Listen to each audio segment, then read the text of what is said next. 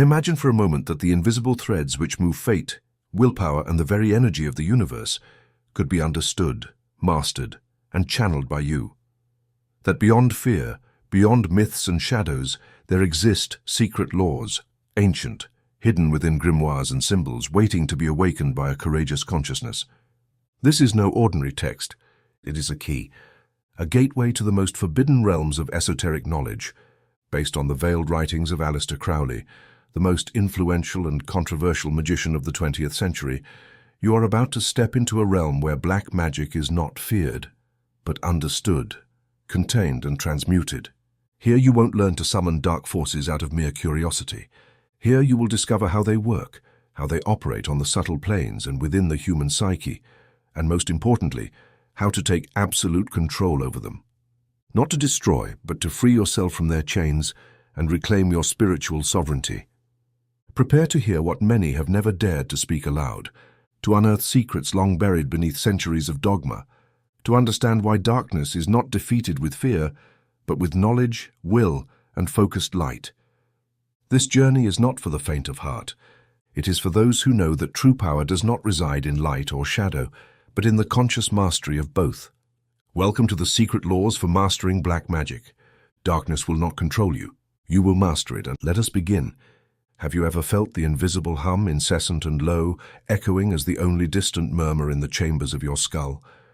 A voice belonging to no human throat, yet it resounds like muffled thunder. Have you awakened in the dead of night with the absurd certainty that someone, or something, is watching you from the invisible threshold of the astral plane? If the answer is yes, then this book was written for you. If the answer is no, then still, this book may become your stumbling stone or your golden stairway, because its truth does not fit into the molds of profane logic. It is a truth that burns, desires, transforms. This book is not an academic exposition nor a compendium of lifeless scholarship. It is an artifact, a living grimoire, a vibrational transmitter of arcane knowledge. It contains the 7 hidden laws I uncovered through fire, blood, exile, alchemy, substance, and spirit. These are not laws written in any legal codex, nor taught in temples or universities. They are not spoken by any mouth, except the one that vibrates in the heart of silence. I revealed them in part in my secret journals, in the sealed rituals of the A, and in the whispers of the guardian who appeared before me during my passage through the abyss. The reader must know this from the very beginning. This book is dangerous, not metaphorically, but literally. Its knowledge alters the vibrational structure of the practitioner. There is no turning back. Consciousness that has touched these secrets cannot return to its prior state without paying a price. If you are willing to continue, do not say you were not warned. The Veil Torn. During my incarnated life under the name Aleister Crowley, the Beast 666, the desecrator of temples, the hierophant of the New Age, I devoted every fiber of my being to a single endeavor, to uncover and master the secret codes of reality. From the narcotic vapors of Boleskine to the red desert of Algeria, from the tantric rites of Ceylon to the invocations in the Abbey of Thelema, I pursued the invisible threads that bind the seen and the unseen. And I succeeded. In my most extreme travels, in the fiercest experiments of the will, I discovered that the universe is not a fixed structure, but a vibratory field, subject to alteration by higher laws, hidden laws, that can only be mastered by abandoning the slavery of common morality, of linear logic, and of the illusory self. These laws are not theories, they are operational mechanisms, levers which, if pulled with true will, shift probability, space, time, and matter. What I will reveal in these pages is not based on faith, it is born of direct experience. The reader need not believe, only practice. Experiment, destroy yourself, and be reborn. He who reads but does not act gathers ashes in his mouth. He who practices without understanding opens doors he cannot close. But he who does both becomes a god. The 7 keys of dominion. The laws I will reveal were not dictated by fictitious deities, nor deduced through academic philosophy. They descended from the plane of the archons. They were revealed during trances, etheric visions, and rites of blood. There are 7, for 7 are the seals of the human microcosm, 7 the visible planets, 7 the portals of the Tree of Life in its operational descent toward Malkuth. Each law corresponds to a sphere, to a major arcana, to a universal force, but their mastery begins from within the practitioner. First law, the primordial polarity. All force contains its opposite. The magician who does not understand this is doomed to be a pawn of his own ignorance. There is no white or black magic, only polarized currents. You will learn to invoke without duality, to project from the center of convergence, where sun and moon merge in a timeless point. Second law, blood is the conductor of spirit. This is not metaphor, not symbol. Blood is a real magical substance. It is memory, vibration, temple. Through techniques of hematical vitalization, you will turn your blood into a living talisman, able to alter consciousness and affect matter. Third law, vibration of the sacred word. Ritual language does not describe, it creates. By learning the spherical intonation, you will invoke not with your mouth, but with your entire energetic body. The word is seed and sword, and its correct vibration alters the quantum mesh of the physical world. Fourth law, true will is the lightning of K, not your desires, not your egoic goals. True will is the lightning that pierces the veils. It is the subterranean current that flows from Adid, the core without extension. Once you discover it, the universe will bow to you, not by submission but by resonance. Fifth law, thresholds of power. True access is not found in ecstasy or deep trance, but in the interstices of consciousness. Between one breath and the next, between a pulse and its negation, the portal opens. You will learn to stop time, to inhabit the liminal instant. Sixth law, creation and direction of egregors. Collective thought takes form. What you call gods are living matrices created by generations of focused energy. You will learn to create your own egregor, to program it, feed it, and use it as an extension of your will. Seventh law, the astral body as a tool of intervention. No longer a spiritualist whim, it becomes a technical instrument. You will learn to project, configure, and use subtle bodies to alter events, influence minds, and cross physical boundaries without any contact. Through controlled projection, you will modify reality from its subtle planes. This book will not make you powerful. This book will cause you to die and be reborn if you have the courage to face it. It offers no comfort, only power. And power, like the abyss, does not tolerate cowardice. Love is the law, love under will. Dominion of reality, the secret laws of magic, according to Aleister Crowley. Based on the teachings of Aleister Crowley, we've noticed that over 80% of visitors to our channel aren't subscribed. You can support this project by clicking the subscribe button and liking the video. Thank you for inspiring us to continue creating more and better content for you. Are you ready to transform your life? Chapter 1, the supreme polarity, the secret of all force, the principle of vibrational neutrality, amoral power, and the formula of Babylona Isabut.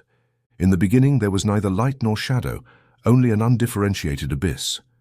Within it lay the seed of all power, latent polarity. The first veil the adept must tear is that of moral illusion. Every perception that divides force into categories of good or evil, light or dark, is a childish form of understanding. The universe does not operate through ethical judgment, but through vibrational oscillation. All magical force, before being shaped by intention, is neutral, a pure field of potentiality, its direction determined by the will that wields it. Here lies the first secret, the cornerstone of all authentic magical art. All energy is polarizable, but its essence is indifferent. The original oscillation. From my earliest invocations in the northern lands, I understood that the most common error among the pseudo-initiated is to see magic as a conflict between light and darkness, a dualistic game of opposing principles. This vision, inherited from decadent religions, blocks access to the true arcana. The adept who seeks to master reality must transcend this dichotomy and learn to inhabit both poles of every manifestation simultaneously. During my experiments in the deserts of Algeria, where heat dissolves flesh and time folds in on itself, I experienced for the first time pure vibrational neutrality, a force without morality, without direction, a raw potency predating all symbols. This energy does not distinguish between healing and destruction, between raising a temple or crafting a poison. What guides it is the polarized consciousness of the magician. The teaching is clear: the force does not choose, the magician does, the axis of the double current. Every energetic manifestation has two poles, one active and solar, the other receptive and lunar.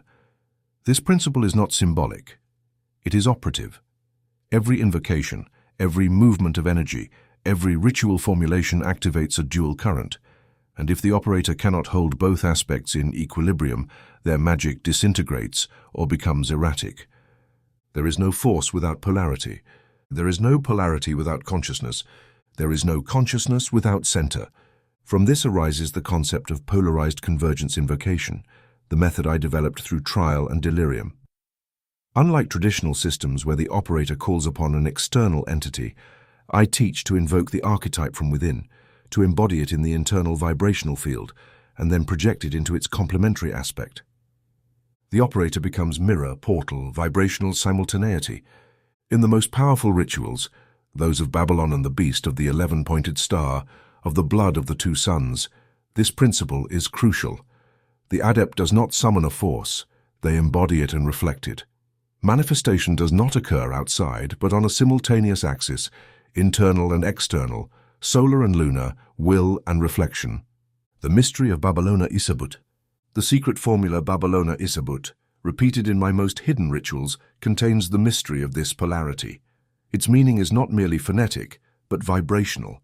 It is a sonic key that simultaneously activates both poles of a cosmic current. Babyloni refers to the feminine receptive aspect, destructive and gestational, the open abyss, the womb of transformation, the chalice containing the blood of the Logos. Sabot is the active power, the vibrational army of the sun, the fertilizing ray, the breath that penetrates form. When both are invoked in perfect balance, the result is not a third force, but the pure manifestation of the one within multiplicity. Babyloni Sabot is not a prayer. It is an act of creation. Its correct pronunciation, accompanied by the visualization of its complementary symbols, the burning chalice and the solar lance, produces a vibrational resonance that alters the physical environment. This formula is a secret that has remained hidden, even from many of my disciples. I reveal it now because the time of the veil has ended. Its misuse can cause madness or psychic rupture. Its proper use grants the simultaneous vision of the two aspects of reality. The bottomless mirror. Practice meditation on fused duality. To begin working with this law, the practitioner must exercise simultaneous perception of opposites. I recommend the following practice. Symbols. Place two talismans before you. On the left, a blue hexagram. On the right, a red pentagram. Posture.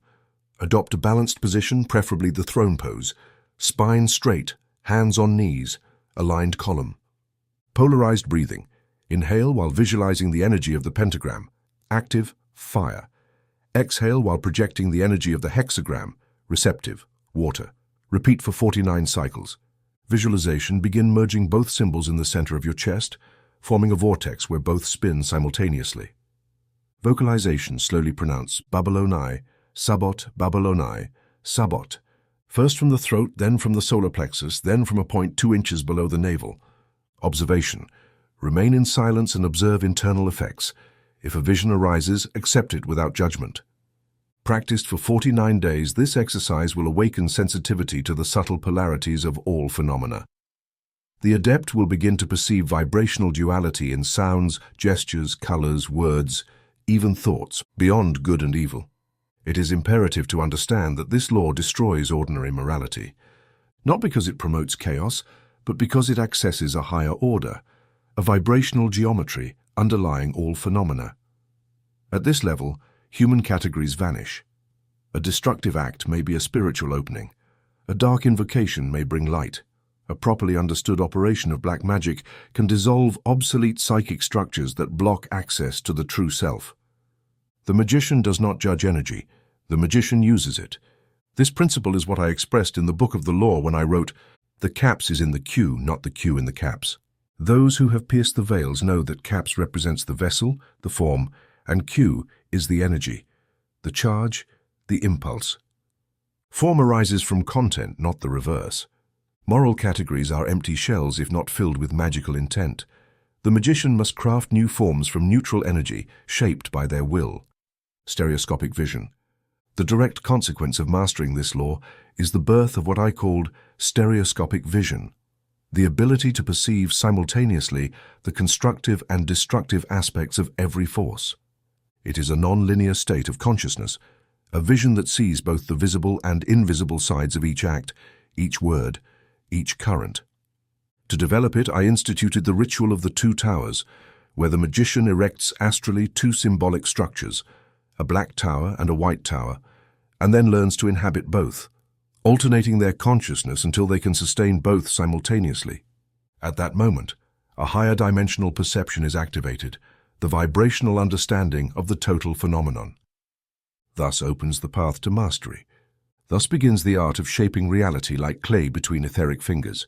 At the center of all, polarity. At the center of polarity, the one, at the center of the one, you. Chapter 2, The Science of Living Blood. Hematic vitalization and crystallized states of consciousness in the vital fluid. In the blood resides the seal of will. Where blood flows, the soul pulses. Where it is offered, power awakens. Blood is not merely the crimson liquid flowing through the arteries of the body. It is a sealed fluid, a vibrational vessel, a living archive of every impression the incarnated soul has received. To the profane, it is only liquid flesh. To the magician, it is a biological primordium, a living ink where the decrees of will are inscribed. This principle, revealed to me at the threshold between body and spirit, gave birth to what I called transformative hematurgy, the science of transforming blood into a magical instrument of high precision. In this second key of power, I unveil secrets few of my disciples ever fully understood. Blood does not merely carry life, it also carries the vibration of specific states of consciousness. When these states are correctly induced, blood acts as a fluidic condenser capable of storing, transporting, and projecting those states into other beings, objects, or planes. Blood and spirit, the living bridge. Since ancient times, tribal cultures and mystery cults have instinctively understood the intimate connection between blood and spiritual power. Ritual sacrifice, blood consecrations, blood mixing in pacts. These were never symbolic or superstitious acts. They were primitive forms of vibrational alchemy. In my own experience, refined with scientific precision during rituals at the Abbey of Aratalema, I discovered that the emotional, spiritual, and mental state of the operator at the moment of bloodletting subtly alters its biochemical composition. The endocrine glands, particularly the pineal, pituitary, and adrenal, secrete compounds during trance that imprint the blood with a unique vibrational signature. That blood can then be used in future rituals to revive or transfer that state across time, space, or into another being. This is more than theory. It is arcane science. I recorded it in detail in a private manuscript titled De Sanguineon Mystico, of which I now reveal its foundational principles. Hematic vitalization, the art of living blood. Hematic vitalization is the process by which a specific state of consciousness is imprinted into blood through ritual concentration, directed visualization, and bioenergetic manipulation. The operator must enter a heightened Gnostic state, an absolute alignment of emotion, breath, thought, and intention. In this state, even a single drop of blood becomes a biological talisman. The stages of the process: induction of the state, through rhythmic breathing, ritual music, and visualization of archetypal symbols, the operator enters a deep trance. The most effective states for this operation are spiritual erotic ecstasy, sublimated pain, or absolute silence. Concentration of the inner fluid. Vital energy is directed into the blood through visualization and internal tension. One imagines the heart as a radiant chalice infusing each red blood cell with vibrational intent. Controlled extraction. A ritual incision is made on the ring finger or the tongue. Ideally, a minimal amount of blood is extracted precisely at the climax of the state. This moment is critical. The blood must be drawn while the vibrational state is at its peak. Application or preservation. The blood can be immediately used to anoint magical objects, turning them into living telesmic instruments, sealed talismans, or be preserved in ritual vials sealed with specific symbols for future use. The 7 sacred bloods. During my retreat in Normandy and later in Cefalù, I codified 7 vibrational qualities that blood can assume, each one linked to the 7 traditional planetary forces. Blood of the red solar lion. Illumination, expanded awareness, supreme will, used in invocations of adit and transfiguration rituals. Blood of the black dragon, Saturnine. Dissolution, radical transformation, psychic death, used in rituals to break karmic patterns. Blood of the silver lunar moon, receptivity, mediumship, astral vision, used to open channels of perception. Blood of blue mercury, mercurial, movement, transmission, transmutation, used in operations of spiritual communication. Blood of green Venus, Venusian, attraction, enchantment, personal magnetism, used for effective bonds and egregors. Blood of crimson Mars, martial, raw energy, magical combat, directed destruction, used in defense or attack operations. Blood of golden Jupiter, Jupiterian, expansion, authority, manifestation, used for social power or prosperity rituals. These are not poetic metaphors. Each corresponds to a real vibrational pattern and biochemical state that can be cultivated through specific techniques. A trained magician can, through preparation, induction, and practice, deliberately produce any of these 7 qualities. Blood as portal. One of the most striking phenomena I documented was the ability of preserved blood to act as a dimensional anchor. During an extended operation in the desert in 1909, I maintained, for 49 days, a record of my blood extracted in various states. I discovered that by manipulating the stored blood, it was possible to access the exact state in which it had been preserved, as though time folded in on itself. The fluid functioned as a vibrational time gate, allowing the operator to re-enter a previously experienced spiritual state. This led to the development of the Officium Sancti Sanguinis, a secret ceremony where ritual instruments were consecrated with living blood and used as conscious extensions of the operator. These truly telesmic objects developed perceptible qualities, unusual temperature, subtle vibrations, even intelligent responses when handled. Blood bonds, the telic web. In the most secret manuscripts of my order, I taught how to create blood bonds between operators. This allowed for distance communication, without word or gesture. These were more than symbolic ties. They connected the vibrational frequencies of 2 or more magicians into an active network. Through this link, visions, sensations, and ritual commands could be shared, creating an operative group consciousness. The procedure requires sharing small amounts of vitalized blood, joint consecration through harmonic vibration of sacred names, and sealing with a shared sigil functioning as an energetic node. The effects are so potent that many cease speaking altogether during complex operations, relying solely on the internal resonance of the bond.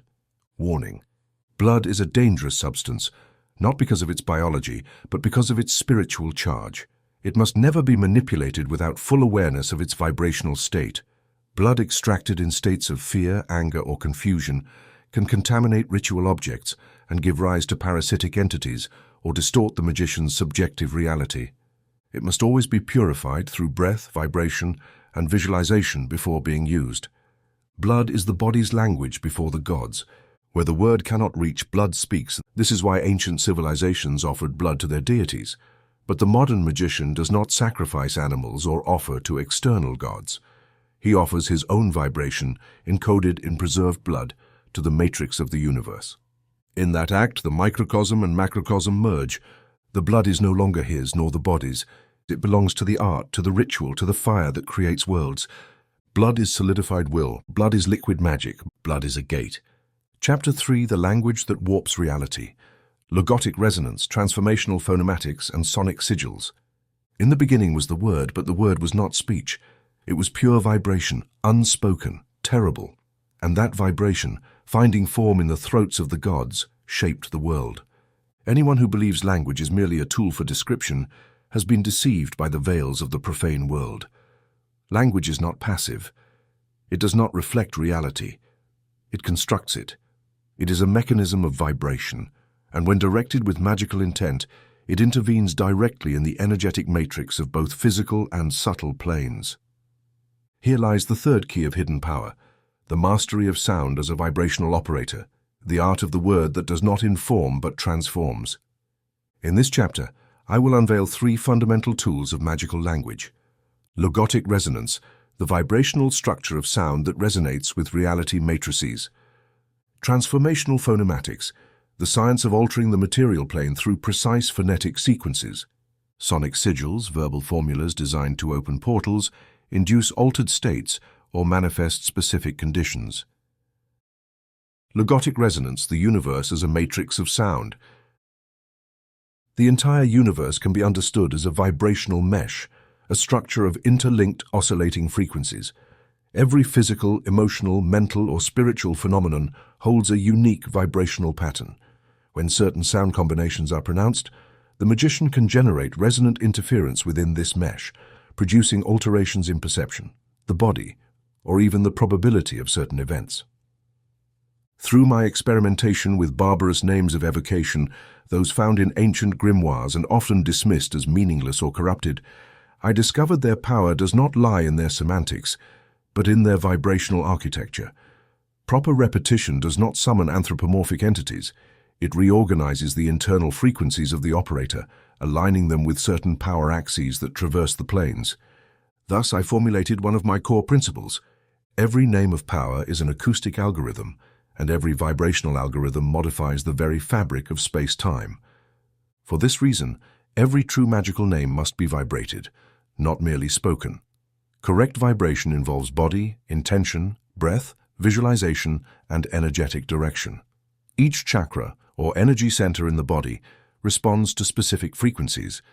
By activating multiple centers through focused vibration, the practitioner creates a living resonance chamber, a vibrational antenna that alters the immediate environment. Transformational phonematics, the art of acoustic construction. My study of esoteric phonetics and certain Tibetan doctrines led me to develop a complete system I named transformational phonematics. This system states that certain phonemes, when combined in specific sequences and emitted from designated energy centers in the body, generate wave patterns capable of interacting with deep levels of reality. Each phoneme is a key. Each sequence is a combination of doors. When the correct phonemes are arranged in a specific rhythm and vibrated from the correct point in the body, throat, plexus, womb, or the empty center beneath the navel, a plane alignment is triggered, allowing for manifestation or the transmutation of conditions. Here are some examples of phonematic sequences I discovered through astral vision and experimentation. Azri induces consciousness expansion and multidimensional perception. KMU invokes energies of consolidation and binding. Sona opens portals of communication with ultra-terrestrial entities. Yao, a key to alchemical transmutation. The principle of Isis apopsysios. Each of these formulas must be intoned, not read. The intonation must be spherical, not emanating from the throat or diaphragm, but from what I described as the empty center, located 2 inches beneath the navel. This technique, referred to by some tantrics as Kunda Isvara, produces a vibration that appears to arise from both within and outside the body simultaneously. This type of vibration not only alters the consciousness of the practitioner, but can produce measurable physical effects, temperature shifts in the room, luminescence around the body, or even altered perception of time. Sonic sigils, formulas of manifestation. Unlike traditional mantras, which are repeated to calm or focus the mind, sonic sigils are verbal formulas created by the magician for a specific purpose: to create a condition, alter a state, or open a portal. Creating a sonic sigil involves 4 steps. Clarity of intention. Define precisely what you wish to cause or open. Phonetic encoding. Translate that intention into a sequence of phonemes that resonate with the desired vibration. Rhythm and intonation. Determine the rhythmic pattern and vibration frequency. Activation moment. The sigil must be intoned during a Gnostic state of altered consciousness where the rational mind is suspended. One of the sonic sigils I revealed to my closest disciples was Znatotru. This formula was designed to open astral vision portals in conjunction with the Thoth tarot. When intoned in a sealed space with low lighting, synchronized breathing, and visualization of rotating geometries, it allows for the perception of multidimensional structures containing information patterns about probable future events. Sonic sigils must never be used lightly. Like blood, sound carries power. When a sigil is improperly activated, it can fragment the operator's energy field or open undesired channels. The sigil must be embodied, not recited. It must be born from the core of the K and die into absolute silence. Sonic empowerment exercise. To begin exploring this science, I recommend the following basic ritual: a room in complete darkness, or lit only with dim blue light. Sit in a firm, grounded posture. Breathe deeply for 9 minutes, visualizing a golden spiral rotating in the solar plexus. Intone the phoneme alphonema in a single prolonged breath, allowing the vibration to flow through the spine. Then intone alzalod, allowing the sound to arise from the center below the navel and resonate throughout the torso. Perform for 7 complete cycles. Observe alterations in your auditory, visual, or temporal perception. This exercise opens the energy body to the perception of the vibrational architecture of space. With practice, you will perceive how certain sounds literally modify the density of your surroundings. The word as magic. Every true magician must understand this. Ritual language does not describe what is, it creates what shall be. It is the alchemy of the word, the resurrection of the logos in the throat of the initiate. When you pronounce a name of power, you are not naming a being. You are activating a field of forces that responds to that acoustic sequence. That is why in Magic in Theory and Practice, I stated, an error in ritual pronunciation is not merely a technical fault, it is an energetic deviation that may redirect the operation towards an unintended manifestation. Speak with precision, vibrate with intent. Intone with your whole being. Let every syllable that emerges from your lips be a decree of the soul. Sound is the quill. Air is the parchment. Vibration is the command. The universe listens and obeys. Chapter 4. The True Will and the Underground River. The difference between personal desire and the quantum current of manifestation. Do not confuse what you want with what you are. The true will does not beg, does not plead, does not justify itself. It flows like a secret river beneath the stones of consciousness. At the very center of all magical operations, beyond circles, pentacles, and invocations, lies a silent and absolute force, the true will. I am not referring to whim or the mental desire disguised as purpose. I am referring to that underground current of intention that does not depend on logic, morals, or the impulses of the ego. It is the straight line of fire that connects the wizard's star with the very structure of the universe. The most tragic error of the novice is to believe that their personal desires are their true will. This confusion leads most to spiritual frustration, magical failure, and, in many cases, symbolic madness. The internal dissociation in which the superficial self claims to be the king, unaware that it is barely a beggar before the throne of being. What is the true will? The true will is a function of the soul, not of the personality. It does not arise from the rational mind, from fleeting emotions, or from childhood wounds. It is prior to thought, prior to the self, prior even to incarnation. It is the hidden line that traces the unique movement of each being within the great design. In Magic Without Fears, I expressed it like this. The true will is the underground river that flows imperceptibly beneath the surface soil of our ordinary consciousness. The personality desires, the soul knows, and its knowing expresses itself as inevitable action. Wherever the true will is activated, there is no effort, no doubt, no conflict. Everything aligns, not through manipulation, but by resonance. Personal desire versus the manifestation current. Personal desire is like a will-o'-the-wisp. It ignites quickly, consumes oxygen, and fades away with the slightest breeze. It is composed of fragments, biological impulses, social conditioning, emotional wounds, illusory aspirations. True will, on the other hand, is a constant flow without visible origin. It does not burn, it pushes like water. It does not obsess over specific goals. It moves forward without interruption, even if you do not understand its course. Personal desire makes you say, I want this. The true will simply acts. This is done through me. A magical operation based on personal desire generates distortion, exhaustion, and rarely results. An operation sustained by true will generates synchronicities, flow, and quantum alignment. Discovering the current. During my retreat at the Priory of Normandy in 1918, I developed Lochidamala, a volitional cartography, a method for tracking the hidden current of will within oneself. This work was not theoretical. It involved destroying layer after layer of illusions until what remained was no longer a self that desired, but a presence that moved on its own. This process requires abandoning the intellect as the guiding center. True will is not thought, it is detected by its effects. When you enter into it, time dilates or disappears. Actions flow without friction or doubt. The body responds with renewed energy even after days of exertion. Resources, people, and circumstances appear perfectly aligned without planning. It is not a miracle. It is quantum alignment. The science of nihilation. To access the true will, I designed a series of practices I called the science of nihilation. This science is not a metaphor.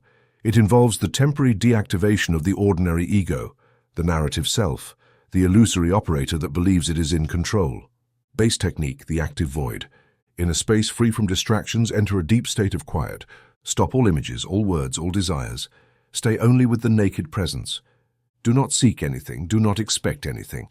Simply observe what arises without judgment. When a current of impulse arises without mental justification, follow it without question. Record what occurs. If the action flows without resistance and produces coherent results, you have touched the river. This exercise can take weeks or even months, but when you achieve it, you never forget. It is like waking up to another level of yourself, where everything you do has purpose without needing to explain it. Effects of acting from the true will. When you act aligned with your true current, phenomena occur that defy all logic. Complex projects are solved effortlessly. External resistances disappear as if by magic. Key people appear without being sought. Mistakes transform into unexpected breakthroughs. Chance becomes a willing collaborator. It is not coincidence. It is because you have stopped fighting the river and have begun to flow with its course. In private documents of the A gathered under the working name Absolute Way, astonishing phenomena were recorded. Objects moving without contact, simultaneous communications between distant people, luminous presences accompanying decisive actions, spontaneous healings and immediate manifestations. These are not fantasies. They are effects of acting as a pure channel for a will that is not yours, but that manifests through you when you stop interrupting it. Common error, confusing will with whim. One of the dangers for the inexperienced magician is to declare that their desire is their true will. This is like confusing foam with the ocean. That is why I wrote in true will. The magician who confuses their personal will with true will is like a sailor who mistakes superficial waves for deep currents. They will be dragged to the reefs while celebrating their apparent progress. The process of discovery requires discipline, silence, and symbolic destruction of the superficial self.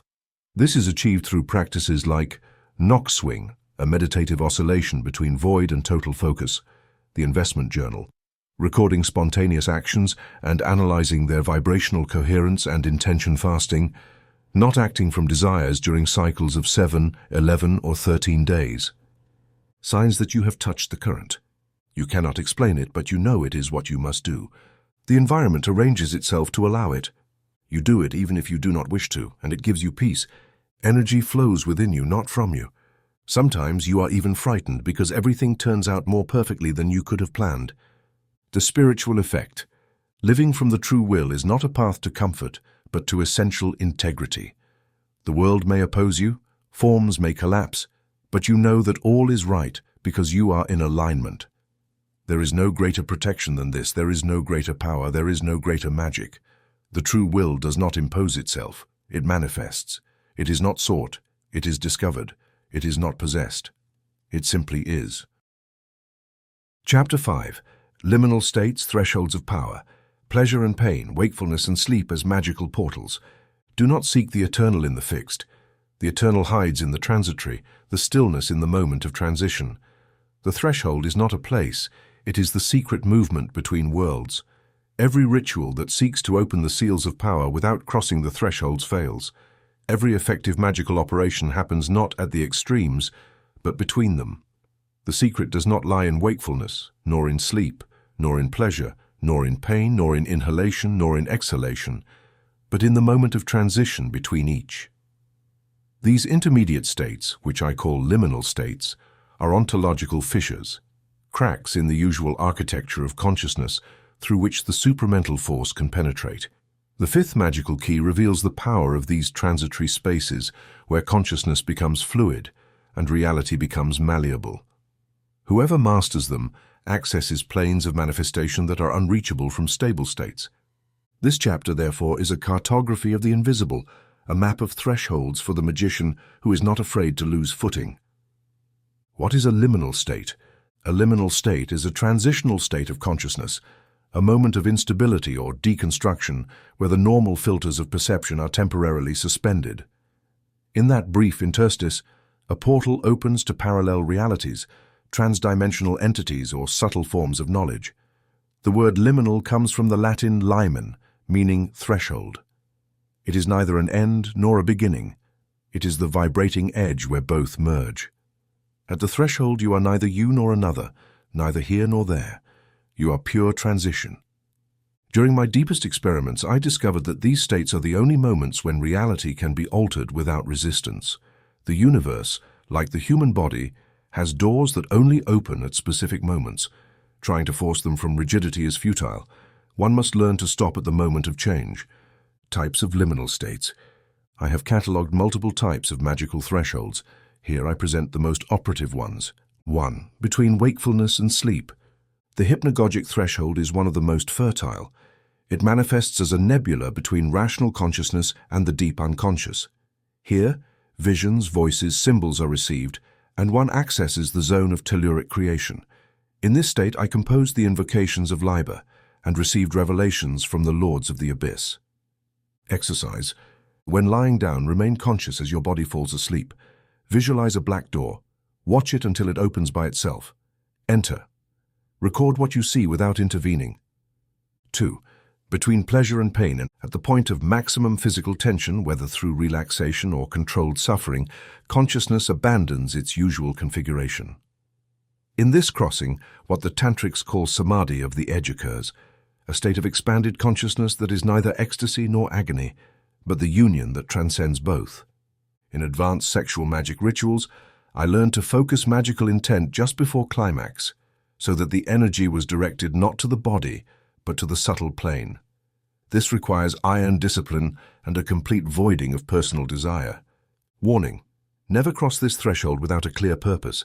It can open karmic memories or activate unstable energy circuits if performed without guidance or training. 3. Between inspiration and exhalation. This is the threshold of breath, the briefest but the most frequent. Each breath contains 2 voids, the moment after inhaling and before exhaling, and vice versa. At these points, time stops, and a vibrational intention can be inserted. Basic exercise. During pranayama practice, hold your consciousness in the space between each cycle. In that instant, vibrate mentally your sonic sigil or the name of your magical goal. With time, this practice embeds will into the cosmic rhythm. 4. Between thought and silence. When the mind stops thinking for an instant and before it falls into meditative void, there is a state of pure consciousness without form. In that space, you can observe yourself from outside the self. It is the state I use to compose the most visionary passages of Division and the Boys. The ritual of the spear and the cup. One of the most advanced practices I designed to activate liminal states voluntarily was the ritual of the spear and the cup. Its purpose is to generate a simultaneous state of maximum excitement and absolute calm, thus activating a third emergent state that is not the sum of both, but their reconfiguration. Elements: a silver cup consecrated with lunar water, a ritual spear magnetized with solar blood, a mantra vibrated from the center of the belly, Photolinek. Procedure: the operator places themselves between the opposing symbols, initiates a double breath, one to excite the nervous system, the other to relax it, alternates tension and relaxation for 49 cycles. At the moment when both states stabilize, unites the spear and the cup while chanting the mantra, remains still. What occurs afterward is not of this world. Collective liminal states. Not only do individual thresholds exist, but also collective ones. These are moments when an entire society enters transition. Wars, pandemics, eclipses, revolutions. During these events, consensual reality weakens, and it becomes easier to insert new magical structures. During the spring equinox of 1904, the world passed through an invisible threshold. At that portal, the Book of the Law descended to me, dictated from planes that only open in moments of global deconstruction. That book could not have been written in a time of stability. It was a liminal act of creation born between the end of one era and the beginning of another. Erotoliminality, the power in the suspended climax. Among the most closely guarded secrets of the A is the science of erotoliminality, the ritual use of the sexual threshold. In it, the moment just before orgasm becomes a door to hyper-subtle planes if it is maintained without crossing. Basic technique: intense sexual excitement without release, stopping the breath, eyes fixed on the sigil, projection of the magical intention just at the peak of desire, transmutation of the accumulated energy toward an object or visualization. This operation allows the imprinting of states of consciousness in talismans, charging energetic links, or opening spiritual perception with extreme clarity. Reconfiguration of the magician. Mastering the thresholds transforms the magician. Their consciousness becomes porous, plastic, omnidirectional. They can enter and exit altered states without deconstruction. They can walk between realities without fragmentation. They become a living bridge. Remember, the threshold is the altar of creation. There are no rules, no form, no language, only absolute presence, pure vibration, infinite possibility. The thunder is neither in the sky nor on the earth, but in the instant when both touch. You are that instant if you learn to inhabit the threshold. Chapter 6. Egregores and the Engineering of Psychic Entities. Design, feeding, and utilization of collective intelligences. Not all gods were created at the dawn of time. Some are born when enough men believe, desire, fear, or love the same idea. Many ancient magicians worshipped what they never truly understood. They thought they were invoking eternal gods when, in fact, they were feeding entities born from the collective mind of humanity. These beings, though not human, are not divine in the transcendent sense either. They are what I define in my system as egregores, semi-autonomous psychic entities created by the concentrated energy of human groups. These beings are capable of surviving, influencing, and even manifesting themselves within subtle planes of existence. This chapter unveils the sixth key of magical mastery, egregoric engineering. This science allows the practitioner to create, feed, program, and consciously utilize these fields of collective intelligence for specific purposes. Properly designed egregores can act as intelligent servants, psychic guardians, catalysts of events, or even as archetypal influences within the social sphere. There is no religion, corporation, nation, or ideological movement that is not, in essence, a living egregore. What is an egregore? The word egregore derives from the Greek egregoroi, meaning the watchers. In my formulation, an egregore is an energetic matrix of collective consciousness that has reached a critical mass, enabling it to operate independently from the conscious will of its creators. An egregore begins as a shared idea, emotion, or symbol, and over time crystallizes into a coherent energetic form capable of influencing its devotees, replicating itself symbolically, and defending its existence like a living organism. Genesis, the birth of an egregore. Every egregore is born when three fundamental conditions are met: sustained energetic concentration through belief, emotion, ritual, repetition, a common symbolic focus, a name, image, ideology, or archetype, a psychic channel of linkage, a group network, cult, or emotional community. When multiple individuals direct emotional and intellectual attention towards the same symbolic construct, a field of resonance is formed, attracting vibratory energy from astral planes.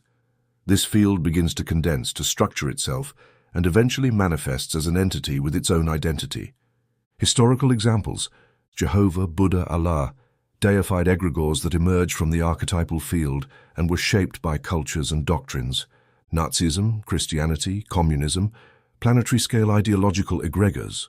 Brands, celebrities, cultural icons, modern egregores fed by desire, attention, and symbolic repetition.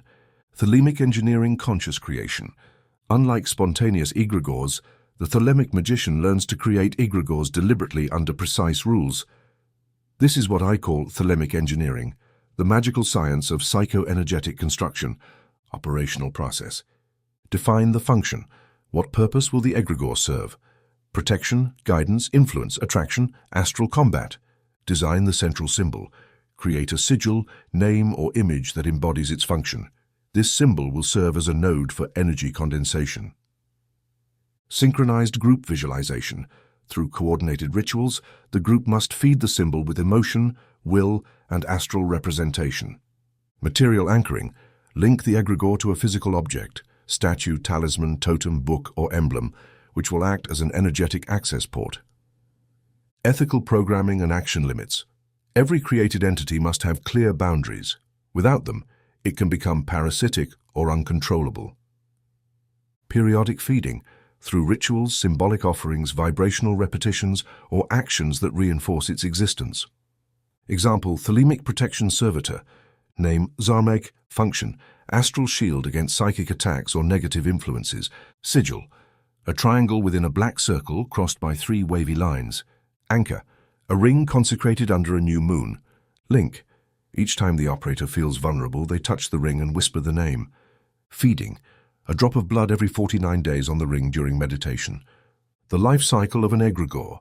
Every egregore goes through 3 phases. Birth requires constant energy.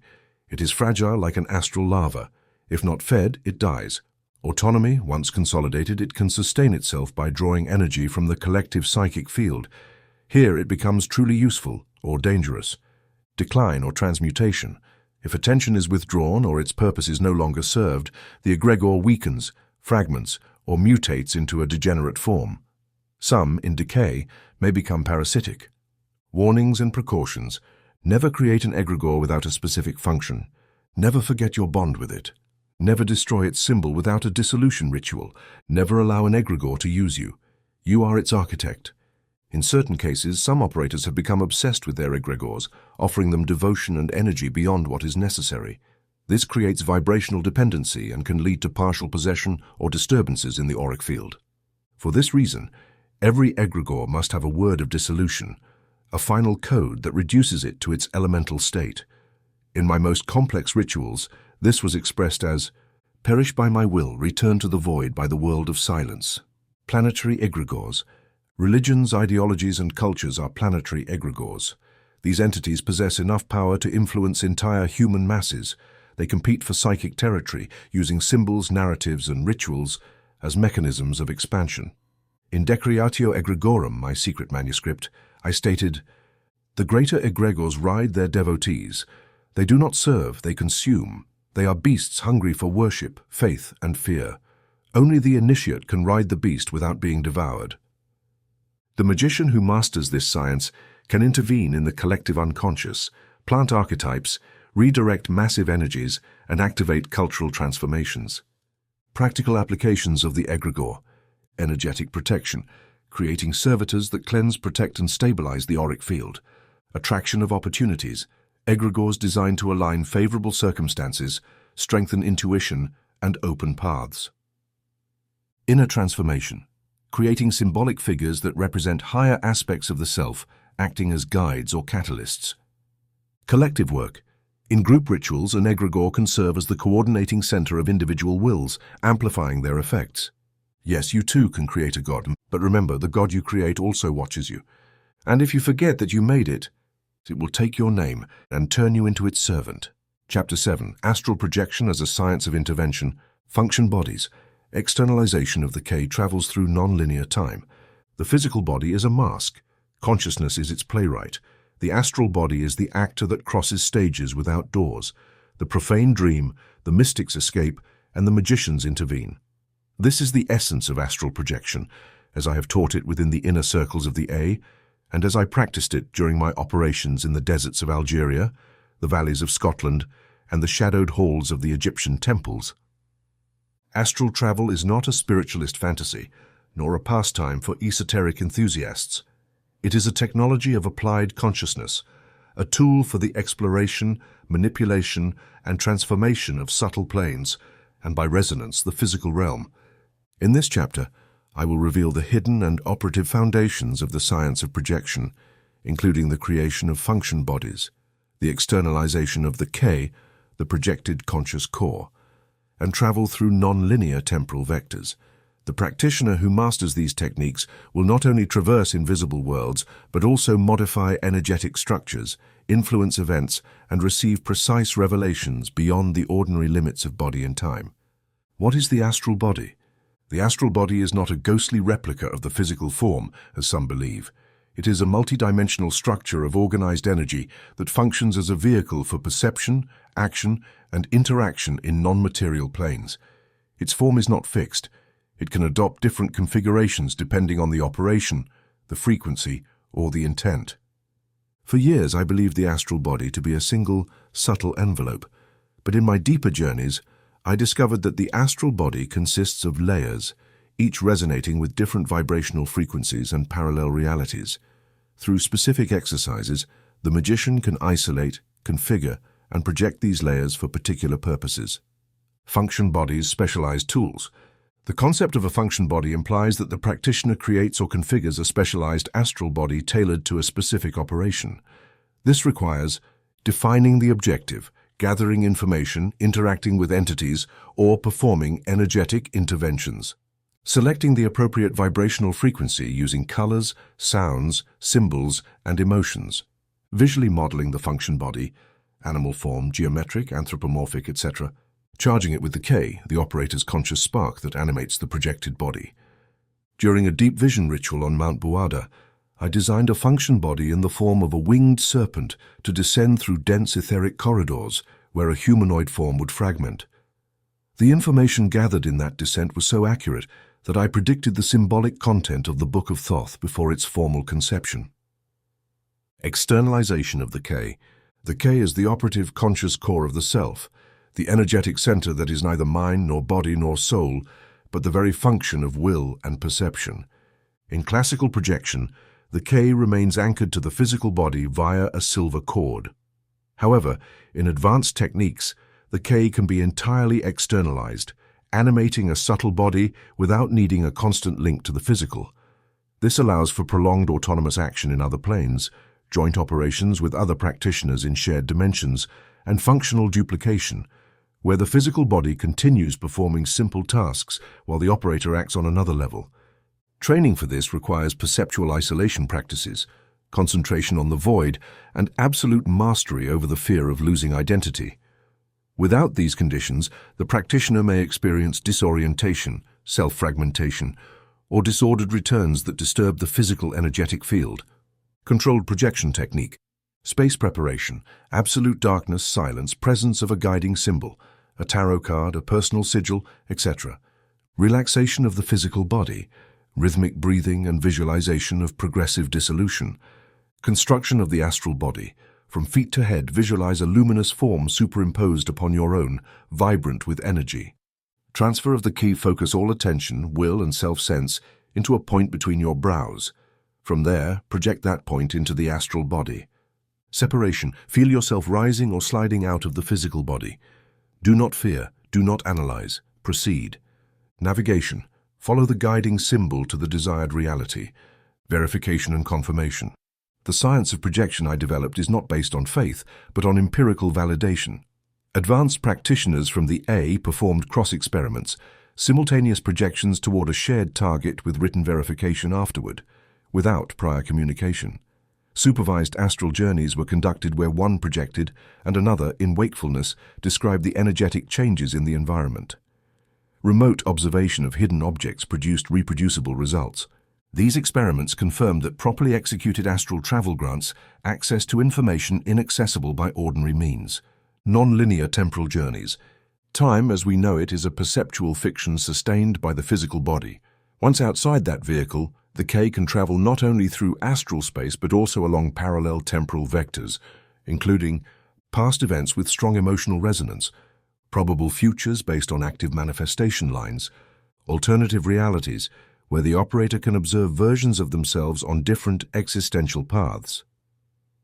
During the Abyss operation, I traveled to a timeline where humanity had collectively awakened its magical consciousness. I observed their social structures, shared rituals, and vibratory technologies. These observations were recorded in my Black Sun journals, unpublished until now. Caution: temporal exploration can cause eco-vibrational effects on the auric field. The practitioner may experience confusion, time displacement, or crossed perceptions if not reintegrated properly. For this reason, every operation must end with a reintegration ritual, in which the astral body is visualized as being reabsorbed through the skull and anchored into the heart. Action at a distance. One of the most extraordinary applications of the astral body is its ability to intervene in matter without physical contact. Through the projected body, the operator can induce sensations in others, heat, cold, pressure, emotion, subtly manipulate physical objects in high-density energetic conditions, interfere with events by diverting their vibrational course on the causal plane. This was documented in multiple operations under the title Corpus Obscura, where we successfully influenced specific event trajectories through synchronized astral actions in REP, the autonomous double. At higher levels of practice, the operator can create a semi-permanent astral double, programmed to perform specific functions in their conscious absence. This double may conduct astral surveillance, send symbolic warnings during sleep, act as emissary or guardian. The most advanced technique is reciprocal incorporation, where two magicians partially exchange their astral bodies, creating a temporary fusion of consciousness.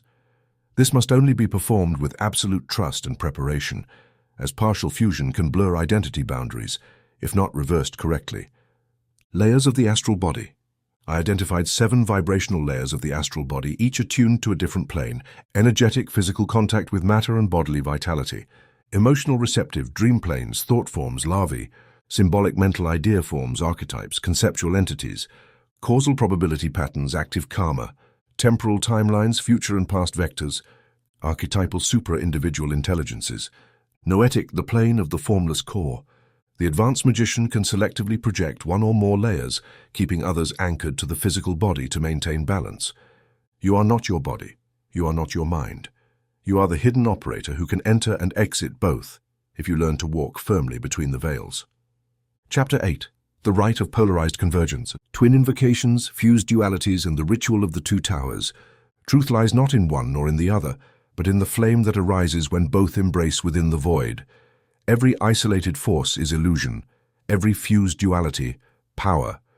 In the quest for the absolute, the magician faces the oldest of enigmas: duality, light and shadow, masculine and feminine, creation and destruction, angel and demon, form and chaos. All traditions have tried to resolve this dichotomy, some by favoring one pole, others by suppressing the opposite. But true magic, the kind that transforms, that opens gateways and transmutes the soul, does not choose. It unites.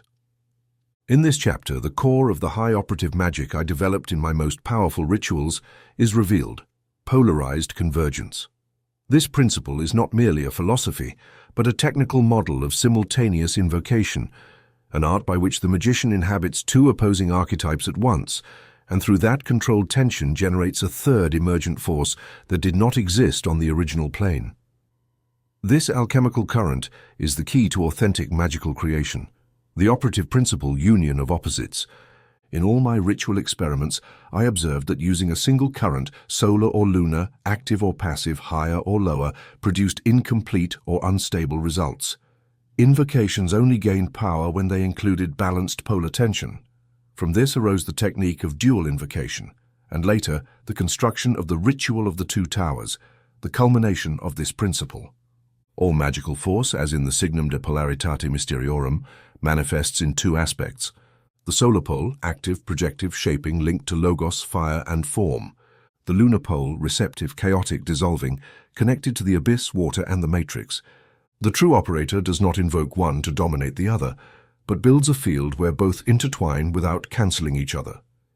In this controlled fusion, a new vibrational space is generated, an intermediate plane where the laws of ordinary physics no longer apply.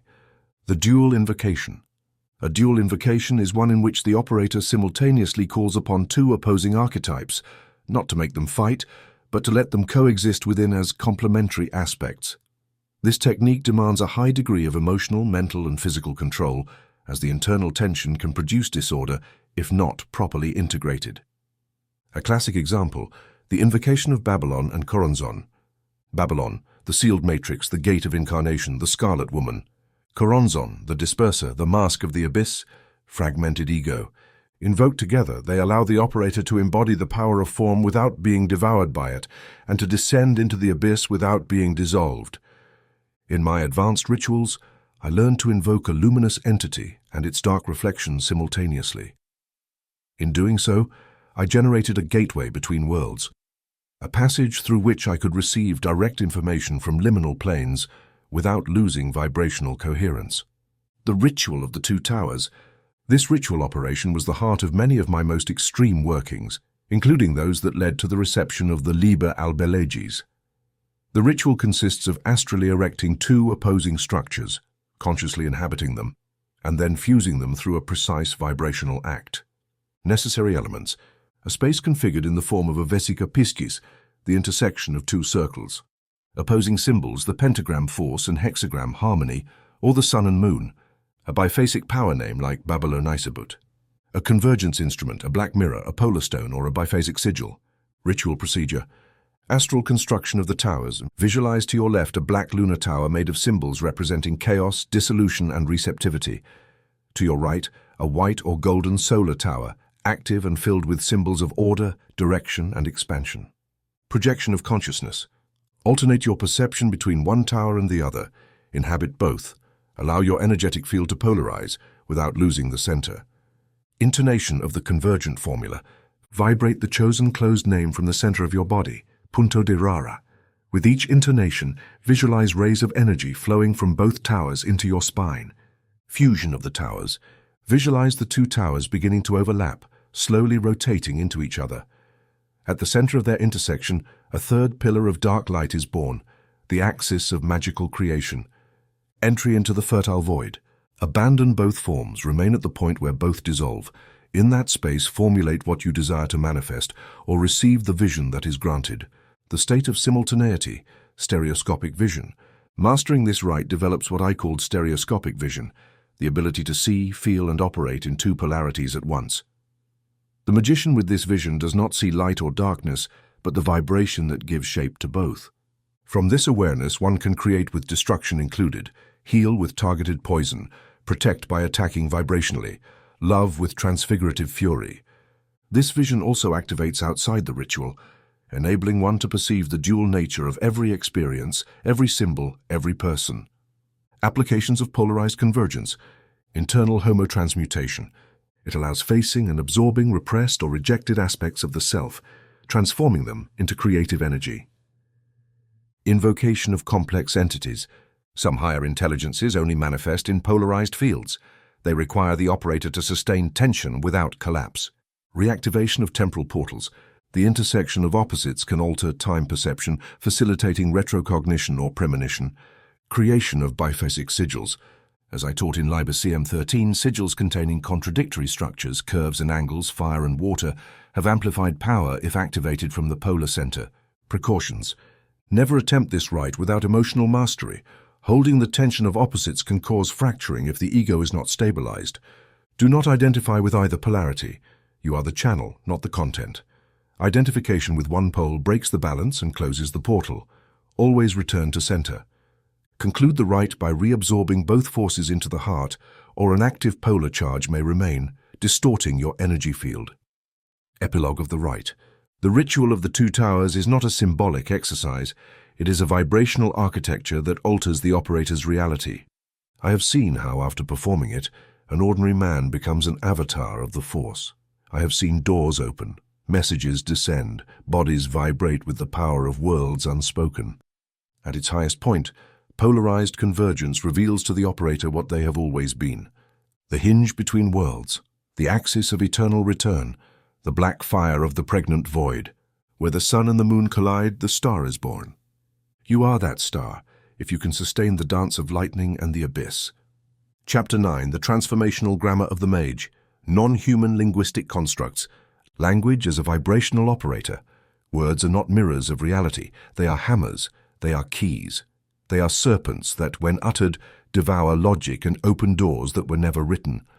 Ordinary language is the most sophisticated prison of the soul. Every word you speak, every sentence you form, organizes your perception of the world within an invisible, limiting, and artificial architecture. What you call reality is nothing more than an embodied syntax, a web of meanings that traps you in its fabric without you even noticing. But the mage, the true mage, does not speak. They proclaim. They do not describe. They create. They do not think. They vibrate. This chapter reveals the 9th key of mastery, the transformational grammar of the mage, a science of the word as a tool of vibrational transmutation beyond semantics, beyond logic, beyond human language. We are not talking about a new language here. We are talking about a magical structure of saying, a hidden syntax that reorganizes consciousness and alters the deep architecture of experience. Language as conditioning. Since your birth, every word you learn has been building a vibrational cage. By saying I, you create a boundary. By saying this is good, you anchor a polarity. Every linguistic structure dictates what you can perceive, what you can think, even what you can desire. What lies outside of that structure simply does not exist for you. That is why I stated in Magic Dauteus that the Buldar language is the enemy of the mage. It names what must be invoked. It describes what must be transformed, and to operate magically on reality, the mage must destroy and then rebuild their relationship with language. They must learn to speak from another place, to create non-human verbal structures capable of vibrating in planes where the rational mind cannot enter. Fundamentals of transformational grammar. The transformational grammar I developed is based on 3 principles. Language generates reality. It does not represent it. Every grammatical structure is a vibrational form. It affects the consciousness of both the speaker and the listener. Syntax can be redesigned to access altered states of consciousness, which allows for the creation, dissolution, or invocation of metaphysical conditions. Traditional structures, subject, verb, predicate, reflect a linear, causal, and egocentric universe. The mage needs circular, paradoxical, reversible structures. They need verbs without time, fluid subjects, impossible predicates, techniques of de-dramatization. To reconfigure the mind, I designed practices called magical de-dramatization, which aim to temporarily destroy the logical structure of language, and from that void, allow the emergence of an operative language. Exercise 1. Vibrational paradoxes. Form sentences that contain logical impossibilities. The silence screams the form that has not yet been born. I am you when you forget you are nobody. The verb was not, but is still happening. These phrases must be recited in a meditative state, allowing the rational mind to collapse, opening a crack where the symbol is freed from form. What occurs in that instant is not understanding, but transformative vibration. Exercise 2. Non-human language. Design an artificial language with its own syntactical rules inspired by geometry, mathematics, or organic structures.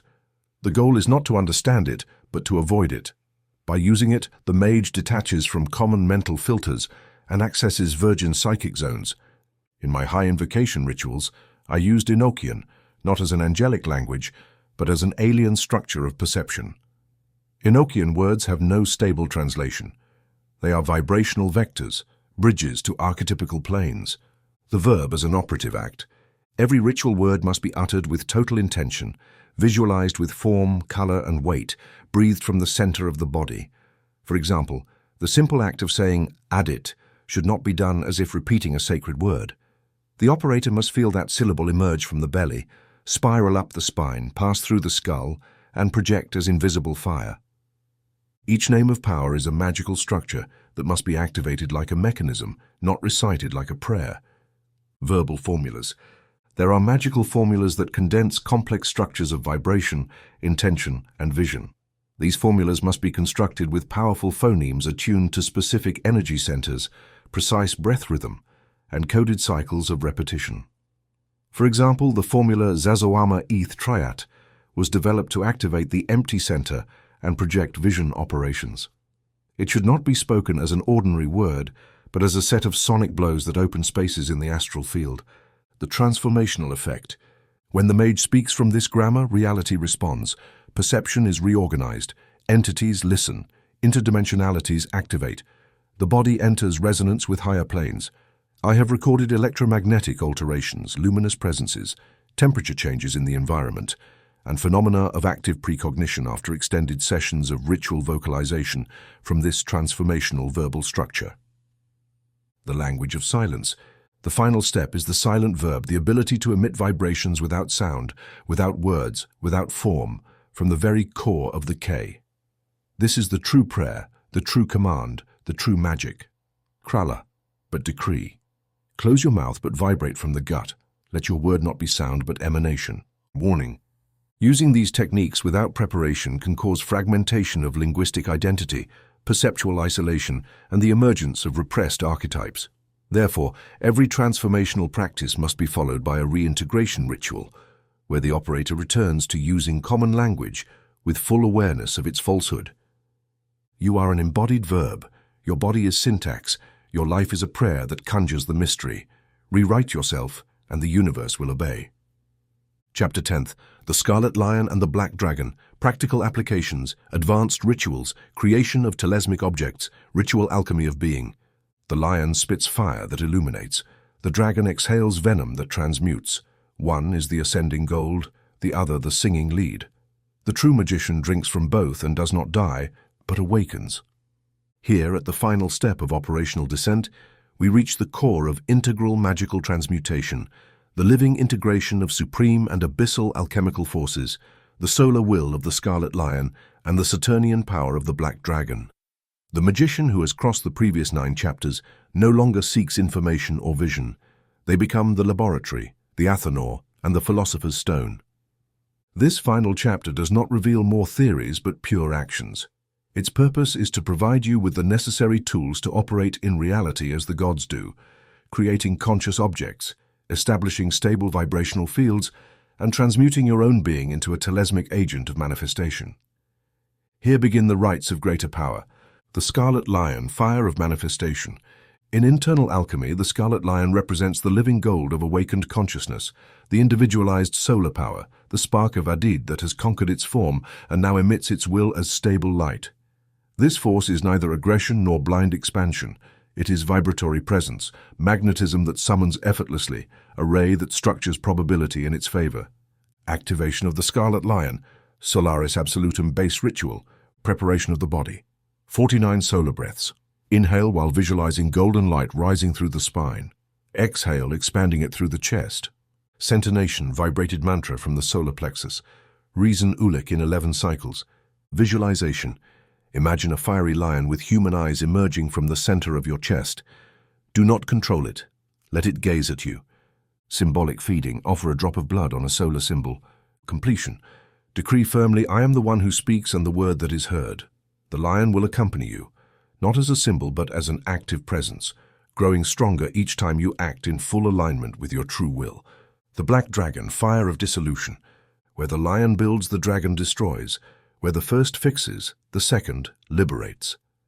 The Black Dragon represents the Saturnian aspect of transmutation, the ritual death of obsolete structures, the power of the abyss in its regenerating phase. It is not evil. It is the poison that heals, the acid that purifies, the chaos necessary for rebirth. He who does not integrate their dragon will be devoured by it. Activation of the Black Dragon, base ritual of the sacred void, ritual darkness. Perform this rite in complete darkness. Fast for at least 13 hours, corpse breath. Inhale in 7 pulses, exhale as if expelling ash. Visualization. Summon a black serpent with broken wings emerging from your spinal base. Contact. Allow it to rise to your neck and envelop you. Do not resist. Do not ask. Symbolic surrender.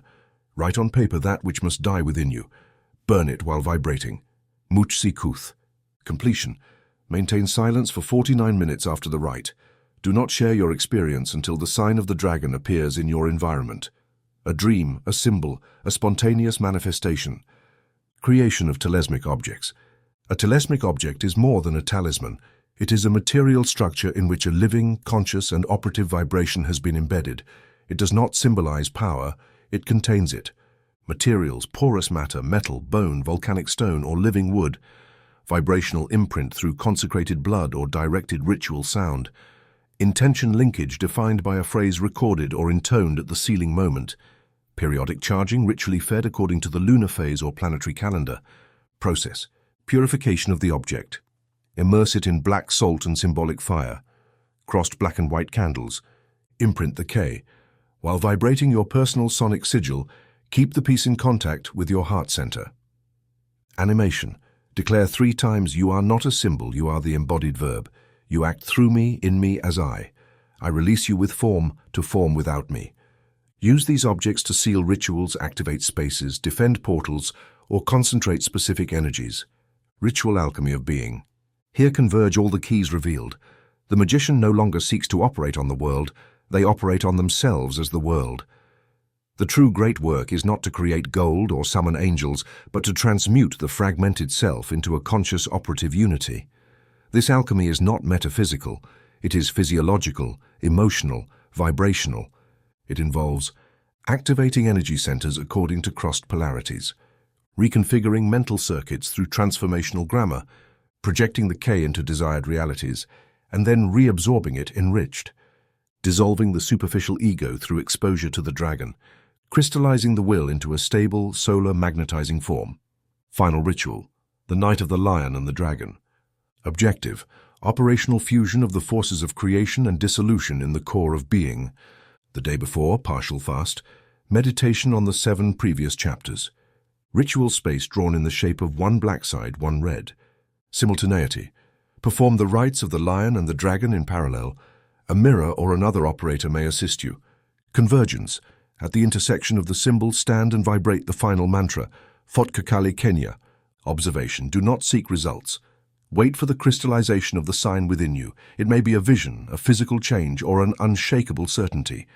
The scarlet lion and the black dragon are not two distinct archetypes. They are the double face of the same awakened being. One looks toward the star, the other toward the grave, but both walk at the center of the circle, where there is no up or down, no beginning or end. This chapter does not close the book. It transforms it within you. If you have walked each key, if you have embodied each rite, if you have been silent where you needed to speak and spoken where you needed to remain silent, then you are no longer the reader, you are the operator. You are no longer the seeker. You are the door. You are no longer you. You are the force that names itself through you. The fire is not in the flame, nor is death in the corpse. The mystery is not in the words, but in who passes through them. You are the one who burns, dies, and is reborn. You are the lion.